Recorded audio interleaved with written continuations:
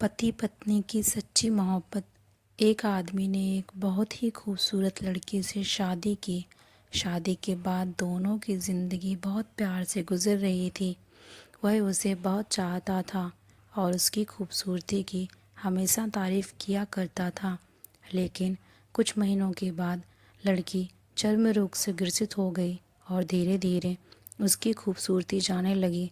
खुद को इस तरह देख उसके मन में डर समाने लगा कि यदि वह बदसूरत हो गई तो उसका पति उससे नफ़रत करने लगेगा और वह उसकी नफ़रत बर्दाश्त नहीं कर पाएगी।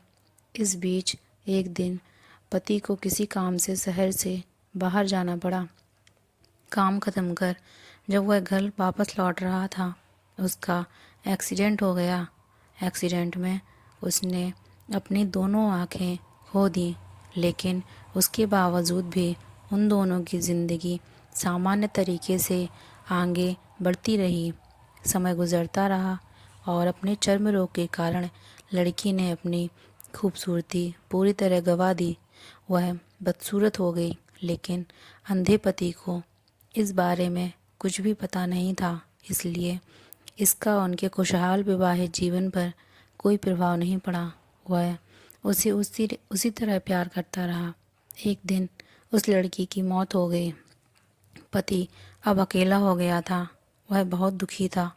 वह उस शहर को छोड़कर जाना चाहता था। उसने अंतिम संस्कार की सारी क्रियाविधि पूर्ण की और शहर छोड़कर जाने लगा। तभी एक आदमी ने पीछे से उसे पुकारा और पास आकर कहा, अब तुम बिना सहारे के अकेले कैसे चल पाओगे? इतने साल तो तुम्हारी पत्नी तुम्हारी मदद किया करती थी। पति ने जवाब दिया, दोस्त, मैं अंधा नहीं हूँ।